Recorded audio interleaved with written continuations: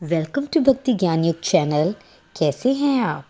आज हम कार्तिक मास के 10वें और 11वें अध्याय की कथा कहेंगे, जिसमें कि शिव जी के द्वारा तेज को समुद्र में डालना और फिर उससे जलंधर की उत्पत्ति के बारे में बताया गया है। नारद जी राजा पृथु से कहते हैं, हे राजन, एक बार देवराज इंद्र शिव जी के दर्शनों के लिए कैलाश पर्वत को गए। इंद्र के साथ सभी देवता और अप्सराएं भी उनकी सेवा में उपस्थित थीं।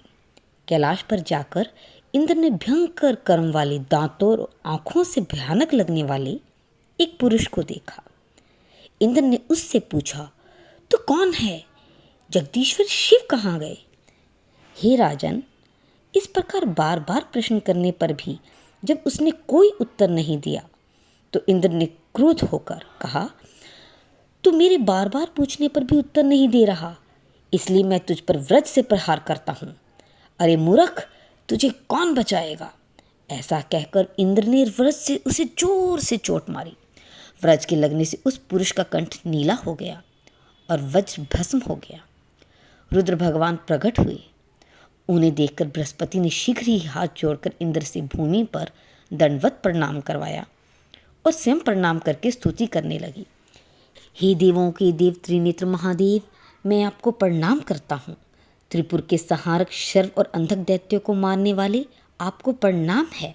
दक्ष का यज्ञ ध्वंस करने वाले और यज्ञ फल देने वाले आपको प्रणाम है। काल स्वरूप और काल के नाशक काले सर्पों को धारण करने वाले, ब्रह्म शिर छेदन करने वाले और ब्राह्मणों का हित करने वाले आपको बार बार प्रणाम करता हूँ। शिवजी अपने मस्तक नेत्र की अग्नि को शांत करते हुए बोले, हे ब्राह्मण, तुम्हारे इस स्तुति से मैं प्रसन्न हूँ। अपनी इच्छा अनुसार वर मांगो। इस समय इंद्र को जीवन दान दिलाने के कारण तुम जीव नाम से संसार में विख्यात होगे। तब बृहस्पति ने कहा, हे देव, शरणागत इंद्र की रक्षा कीजिए और मस्तक के नेत्र से उत्पन्न हुई यह अग्नि शांत कीजिए। तब भगवान शिव जी ने कहा, मस्तक के नेत्र में ये अग्नि पुनः प्रवेश नहीं कर सकती, इसलिए मैं इसको दूर फेंक देता हूँ ताकि यह इंद्र को पीड़ा ना दे सके। ऐसा कहकर शिवजी ने उस अग्नि को समुद्र में फेंक दिया। वह अग्नि गंगा सागर के संगम पर जाकर गिरी और अग्नि बालक बनकर रोने लगी। उसके रुदन से समस्त संसार व्याकुल हो उठा, चराचर चलायमान हो गया। अग्नि ने अपने रोने के शब्द से देवलोक से लेकर सत्यलोक तक का भाग बहरा कर दिया। ब्रह्मा जी बड़े विस्मित हुए और गंगा सागर तट पर जा पहुँचे। समुद्र की गोद में उस बालक को देखकर ब्रह्मा जी ने पूछा, ये अद्भुत बालक कौन है?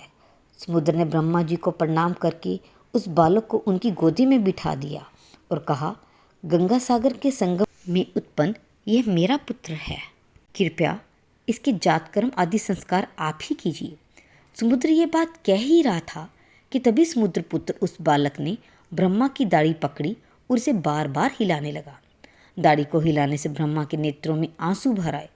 ब्रह्मा जी ने उस बालक से अपनी दाढ़ी को छुड़ाया और बोले, इसने हमारे नेत्रों से आंसू निकाले हैं, इसलिए यह जलंधर नाम से प्रसिद्ध होगा।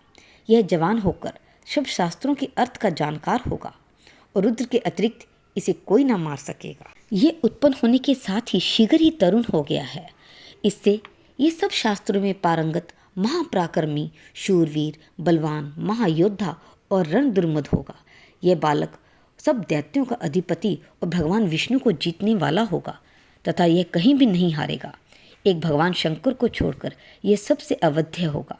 जहाँ से उत्पन्न हुआ है फिर वहीं जाएगा। इसकी स्त्री बड़ी पतिव्रता, सौभाग्यशालिनी, सर्वांग सुंदरी और परम मनोहर रूप वाली मिष्ट भाषणी और शीलवती होगी। ब्रह्मा जी ने शुक्राचार्य को बुलाकर उनके हाथों से बालक का राज्याभिषेक करवाया और फिर अंतर्ध्यान हो गए। फिर तो बालक को देखकर सागर बड़ा ही प्रसन्न हुआ और घर आ गया। अनेक प्रयत्नों से उसका पालन किया। फिर कालनेमी नामक असुर को बुलाकर उसकी वृंदा नाम की कन्या से विवाह करवा दिया। उस विवाह में बड़ी धूमधाम से उत्सव हुआ। जलंधर स्त्री सहित दैत्यों पर राज करने लगा। वृंदा को पत्नी के रूप में प्राप्त कर जलंधर शुक्राचार्य की सहायता से निर्विघ्न पृथ्वी पर राज्य करने लगा।